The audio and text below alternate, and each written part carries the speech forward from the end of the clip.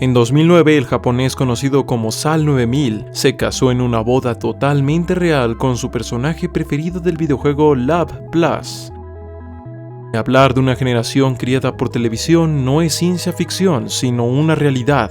Hablar de una generación para quienes los personajes de ficción como los personajes históricos son prácticamente lo mismo ya no es una locura.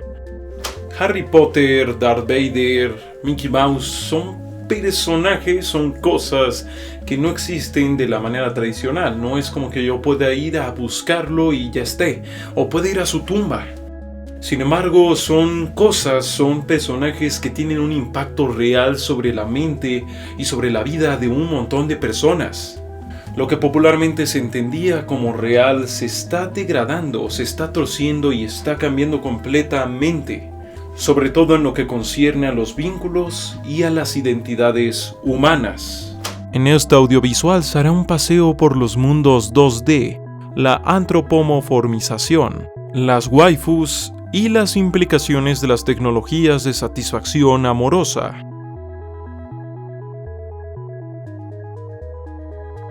Psicológicamente hablando, estamos plenamente facultados para sentir empatía, preocupación y odio por los personajes que vemos en la televisión. El hecho de saber tanto de ellos, contar con buenas actuaciones, guiones bien escritos y poder tener puntos en común con ellos los llega a transformar en avatares de nosotros mismos. Sí, así es. La más de las veces tomamos un personaje que nos represente en la ficción de nuestra elección. Algunas personas van más allá y crean versiones alteradas de las historias, normalmente llamadas fanfictions, donde pasan cosas que a ellos les interesan más. La millonaria saga 50 sombras de Grey justamente nació con una versión erotizada de Crepúsculo, por poner un ejemplo. Para ser más claro, psicológicamente es normal empatizar y ponerse en el papel del otro, donde no queda claro si existe una división entre las ficciones que vemos y las realidades que entendemos.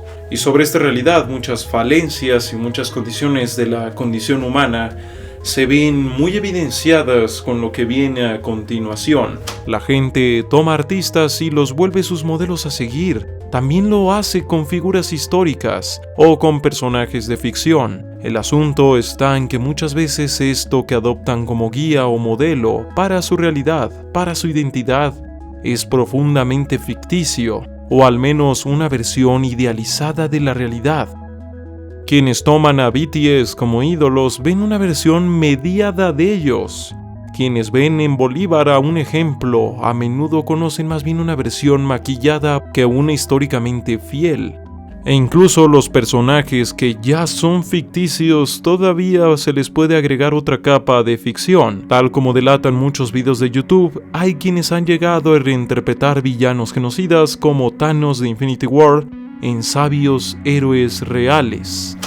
Quien sea se queda con algo diferente de la realidad, la recrea prácticamente. Y el asunto llega más lejos, considerando a Michael Gazzaniga, neurocientífico que expresa que las personas no pueden saber de forma empírica que los otros son conscientes. Simplemente vemos a los otros comportarse en un modo que interpretamos como consciente, pero más allá de eso no tenemos comprobaciones directas. Algo que los filósofos y sociólogos han llamado la otredad. Eso explicaría la leyenda urbana de Internet que teoriza que pocos seres humanos poseen una voz interna, o sea, pocos humanos son capaces de reflexionar, que la gran mayoría van de un lado a otro de una forma mecánica. Obviamente es una leyenda urbana, pero expresa en buen sentido cómo funciona esta increíble barrera existencial entre el yo y el otro. De este modo, también a las personas de nuestro entorno las apreciamos o entendemos de una forma incompleta y muchas veces retorcida por estereotipos. A veces simplemente importa más lo que dicen de nosotros que lo que somos en verdad. A veces entendemos más a una persona por el personaje al que se parece que por quién es. ¿Y esto a dónde nos lleva? A que podemos creer y estar muy seguros de que nosotros somos verdaderos seres con verdadera identidad. No exactamente. Si las abstracciones, si las lagunas de información, los subtextos y las ficciones rodean la identidad propia, es claro que esta no es tan independiente ni tan objetiva como podría llegar a sentirse que es. Es decir, nuestra percepción de la realidad no nos pertenece tanto como podríamos llegar a creer. La forma en que uno se comporta ante el miedo, o se expresa el amor, o incluso hasta eso de lo que se llega a sentir asco tiene mucho de cultural. Cosas tan raras o tan poco pensadas como el espacio personal son diferentes. Por ejemplo, los alemanes son rígidos con esto. Otros, como los hindúes, lo dejan bastante en segundo plano. Claro, hay una dimensión biológica muy importante, pero eso es tema para otro video. Todo esto suena lógico y hasta obvio, hasta que juntamos los puntos y vemos que la cultura y la identidad propia se ven cada vez más influenciadas por estos productos de entretenimiento, al punto en que hay quienes declaran que los cánones morales de varias generaciones han sido, son y serán lo que hagan los superhéroes. O no necesariamente los superhéroes, simplemente personajes de ficción. Y así llega la pregunta, ¿qué tanto de ti es real o al menos es de tu creación? En La Sociedad del Espectáculo de Guy Debord y luego en Amusing Ourselves to Death de Neil Postman se versa sobre el ascenso y dominio de la imagen y la ficción en lo que concierne a la forma en la que la sociedad se entiende a sí misma. La política se vuelve una lucha de comerciales, la educación y divulgación un entretenimiento más donde todo debe llamar la atención antes que ser informativo. Actores y caras del entretenimiento son líderes de opinión, tan influyentes como lo fuera un líder militar de la antigüedad. Los intelectuales, por su lado, intentan parecer cada vez más estrellas de rock o gente famosa, y así terminan hablando todos de cultura popular y de cosas divertidas y entretenidas ante el riesgo de no ser lo suficientemente llamativos para la era en que la cultura y la realidad son indistinguibles del espectáculo. Así igual como la tendencia líquida que toman instituciones sociales como la familia o la escuela, que a su ida, a su degradación, dejan un vacío de autoridad, un vacío de poder, si se puede decir de algún modo u otro. Este vacío para decirnos lo que está bien y lo que está mal, lo toman directamente los medios de comunicación y las industrias culturales. Si incluso identidades nacionales, como el caso de la mexicana, pueden verse alteradas por cuestiones como películas, como ya pasó con la película Coco y la película Spectre de James Bond, que alteraron esta tradición del Día de Muertos.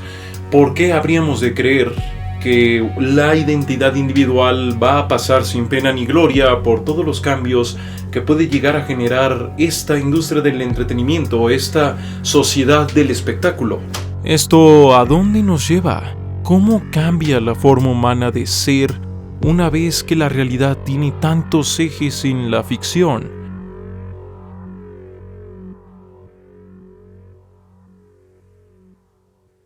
En un mundo globalizado, las culturas chocan, compiten y negocian entre sí por medio de sus productos. Además de Hollywood, Japón y luego Corea del Sur tienen sus pesos respectivos en el mercado de las apariencias. En esto el fenómeno del anime, el K-pop y los videojuegos son especialmente notables en gente de todo Occidente.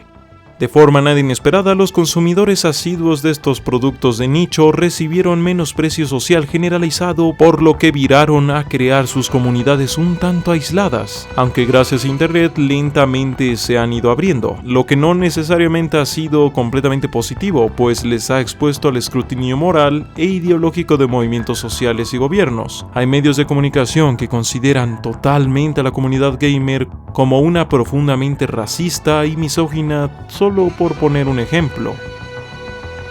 La identidad individual no puede aislarse del gran efecto de la irrealidad, de la realidad, por lo que también en Occidente la gente se enamora de caricaturas o las toma como modelos a seguir.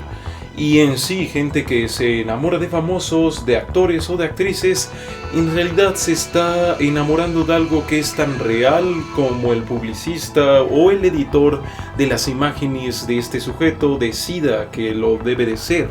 O sea, en realidad no vemos mucha realidad de las personas, ya ni siquiera de las no famosas, gracias a esta prefilización de la identidad que generan las redes sociales.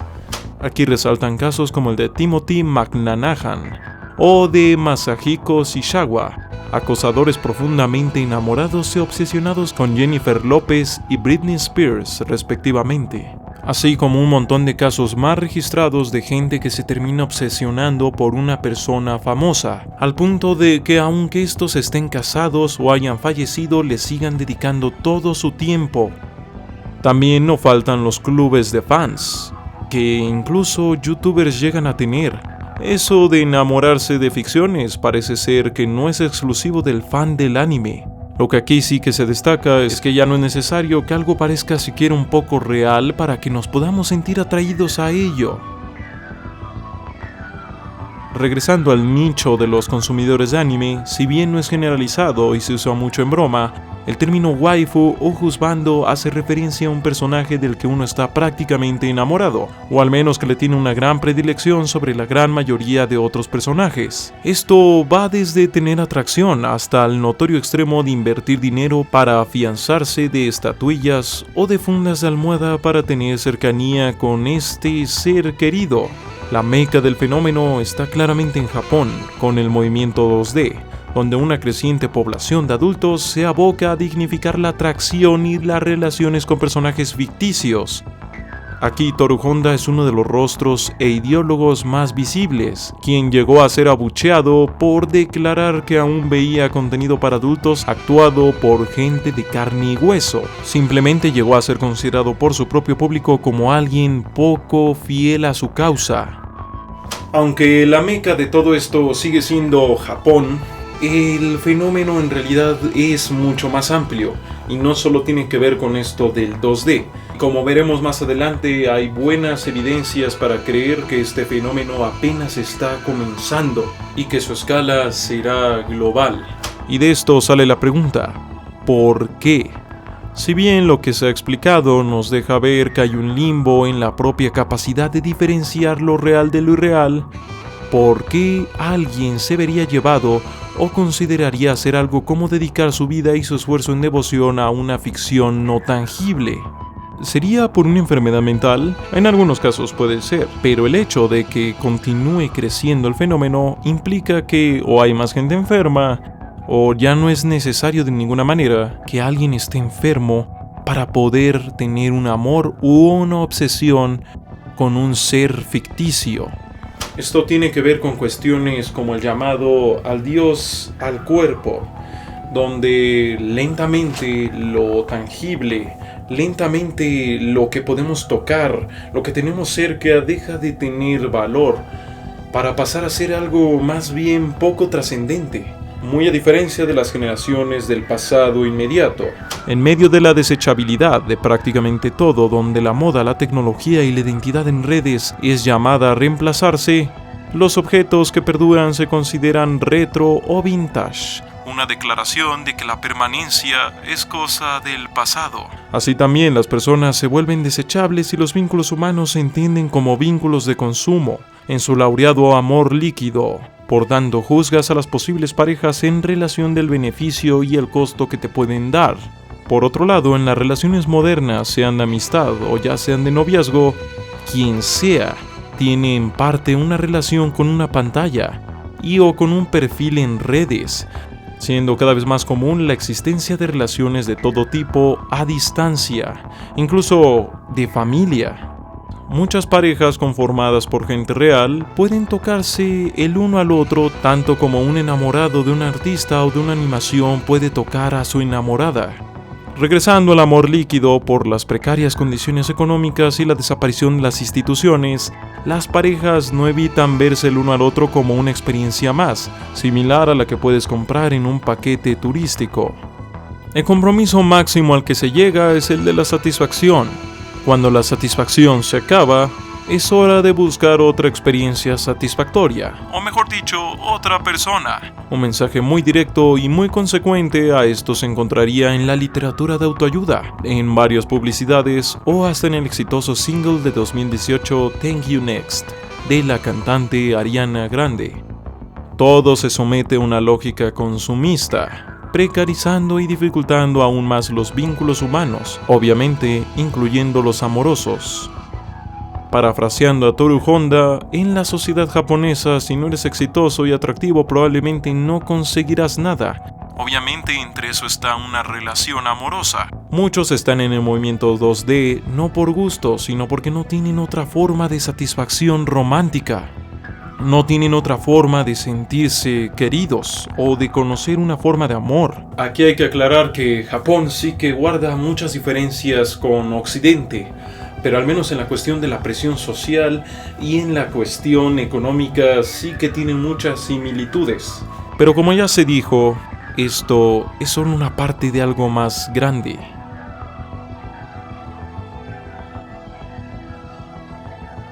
En un mito griego, el escultor Pigmalión crea una figura tan bella que se enamora de ella. Gracias a la intervención de Afrodita, aquella estatua cobra vida, y Pigmalión, gozoso, concreta su amor.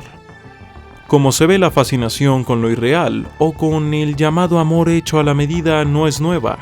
Y si la fantasía de Pigmalión pudiese cumplirse, no con poder divino, sino con tecnología, no solo es posible, sino que ya está ocurriendo. Hay varias aplicaciones de simulación de citas que, como Love and Producer, tienen varios millones de usuarios. Otros similares serían Mystic Messenger. E incluso hay otras obras reflexivas del tema como el fugazmente popular Doki Doki Literature Club, donde uno de los personajes del juego de citas rompe por completo la cuarta pared para representar un giro macabro en una historia donde un personaje programado se enamora de verdad del jugador. Viendo el sobrado éxito de esto, empresas como Spirit EA ya desarrollan inteligencias artificiales que se asemejan a Her, de la película homónima. Voces o textos que aprendan a tener una charla convincente con el usuario al punto de poder volverse una compañía, digamos, real. El asunto puede sonar a ciencia ficción, pero no se requiere una inteligencia artificial dura, o sea, real, para lograrlo, para lograr que esto sea convincente.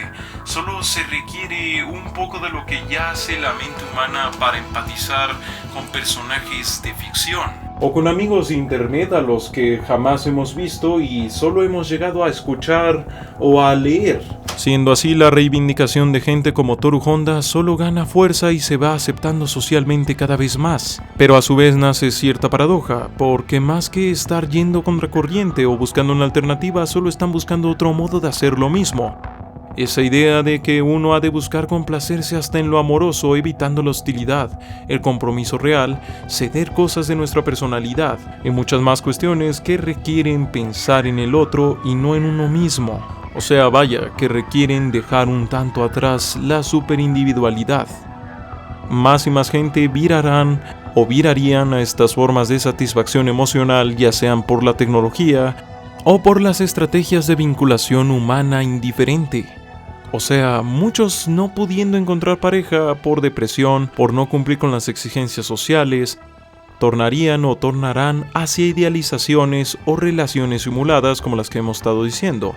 O ya al punto totalmente contrario, pero igual de congruente, de abandonar toda esperanza de una relación significativa, yendo de pareja en pareja como quien va de restaurante en restaurante. También está la otra posibilidad de forzar su propia identidad y comportamiento de forma sumisa con tal de no estar solo.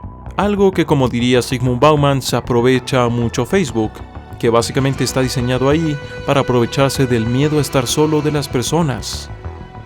Aquí se hace la aclaración de que, aunque sea un fenómeno en expansión, lo dicho no alcanza con la misma intensidad a todo el mundo, a todos los países. O sea, no porque esto ocurra con más imperancia en un país desarrollado significa que va a ocurrir igual en un país en desarrollo.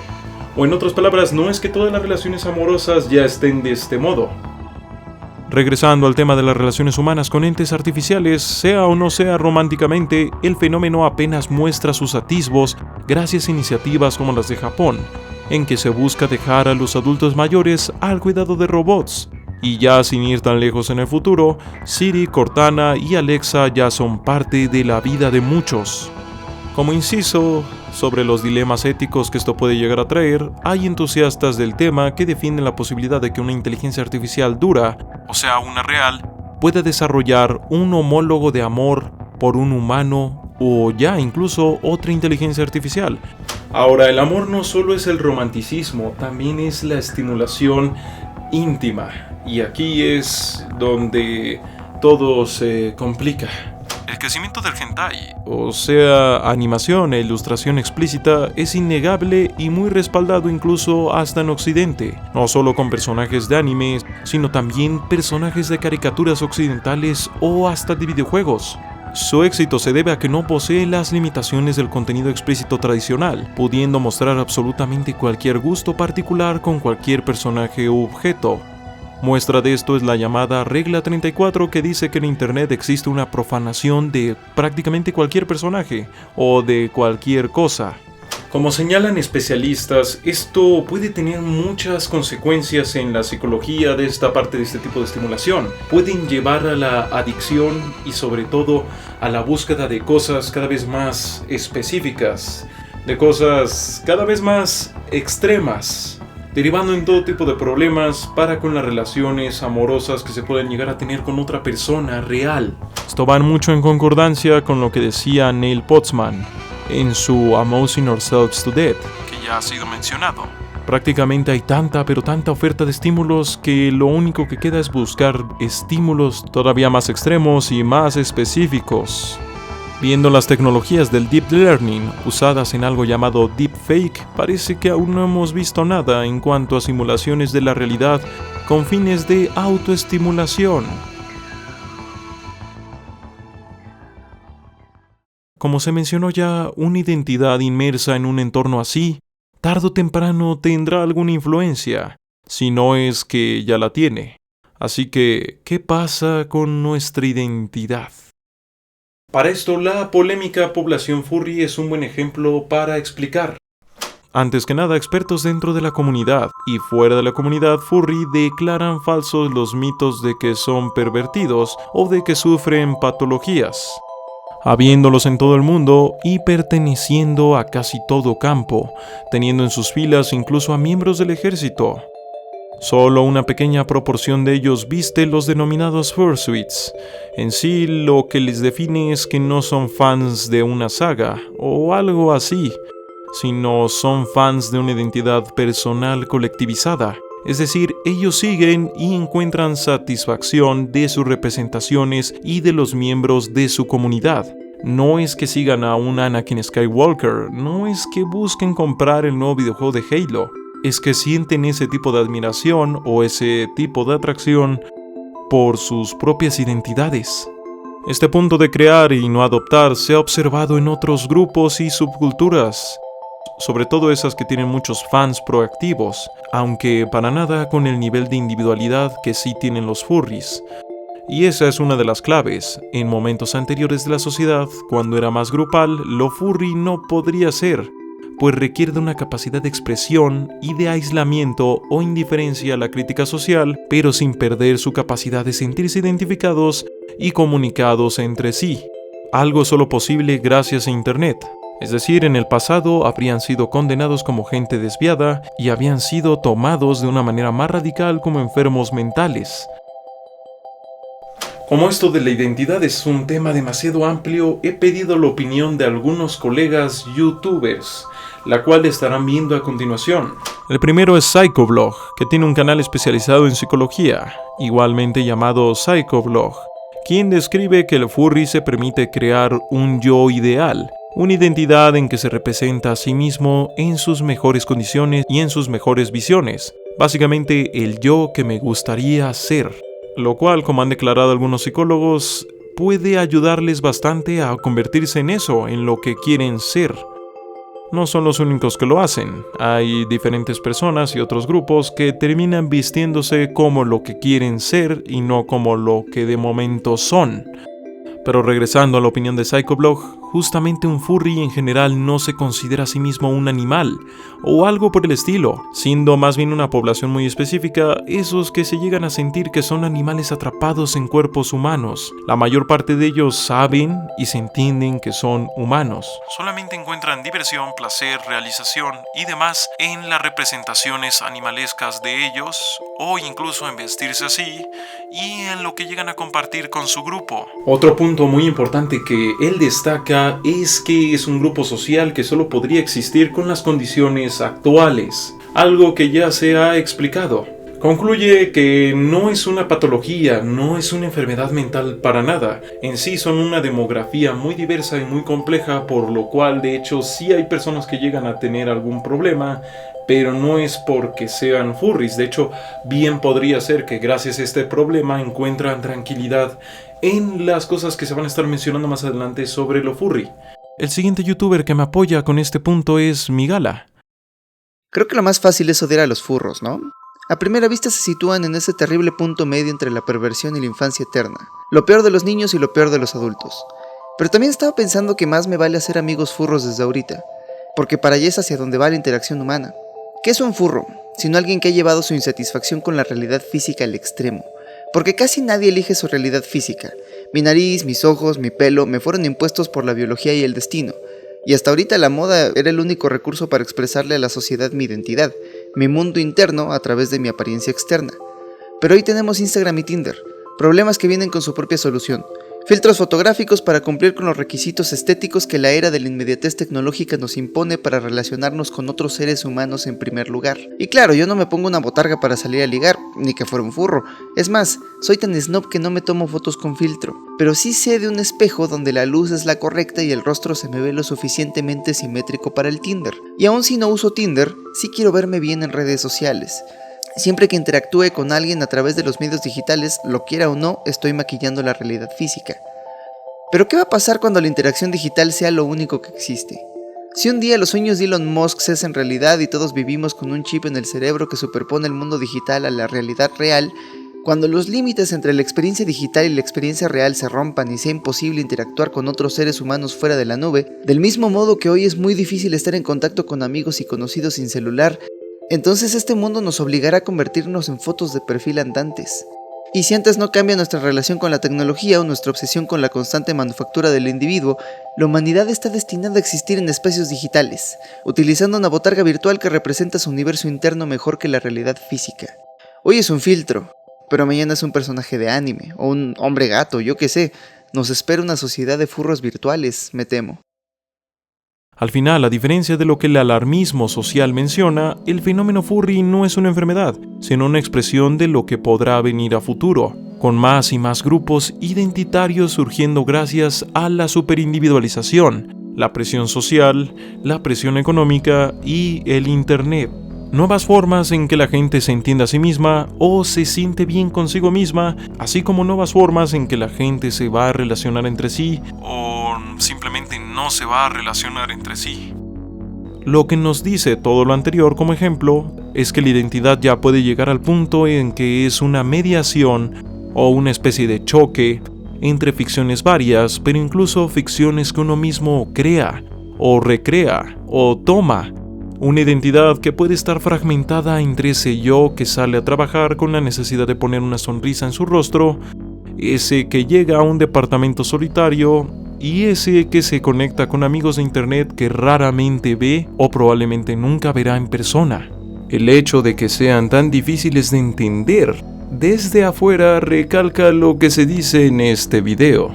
Estamos hablando de un cambio total en el punto más básico de las relaciones humanas, simplemente quedándonos en el punto de las relaciones entre humanos, máquinas, simulaciones y otros humanos. Y así, la barrera entre lo real y lo real dentro de la propia identidad y los vínculos humanos no ha desaparecido, pero sí que ha cambiado. Y esto no parece ser ni de lejos el final del camino, sino justamente el principio de muchos, pero muchos cambios. La conclusión es clara. Debido a los cambios sociales, ahora las personas pueden sortear la presión social Y gracias a herramientas de la comunicación y de la información como Internet, así como el avance y el auge del superindividualismo, y muchas veces también gracias a una forma consumista de vivir, pueden virar hacia la realidad de su gusto, hacia el escapismo, en sus relaciones o incluso en su propia identidad. Y sí, todos queremos que nos den soluciones rápido, que nos den soluciones cuando alguien hace una crítica. Pero justo ya lo vimos en el documental sobre una sociedad aterrada, es que gracias a cuando un problema o un fenómeno social nos da miedo, terminamos por aceptar cualquier solución tonta y terminamos por aceptar a cualquier sujeto con tal de que nos digan que hay una solución rápida.